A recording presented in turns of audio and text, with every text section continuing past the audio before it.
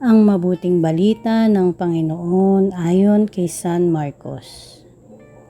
Samantalang sila'y kumakain, dumampot ng tinapay si Jesus, at matapos magpasalamat sa Diyos ay kanyang pinaghati-hati at ibinigay sa mga alagad.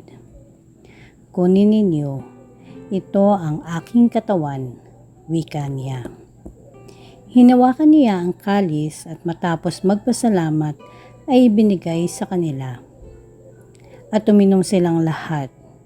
Sinabi niya, ito ang aking dugo ng tipan, ang dugong mabubuhos dahil sa marami. Sinasabi ko sa inyo, hindi na ako iinom ng alak na mula sa ubas hanggang sa araw na inumin ko ang bagong alak sa kaharian ng Diyos. Ang mabuting balita ng Panginoon.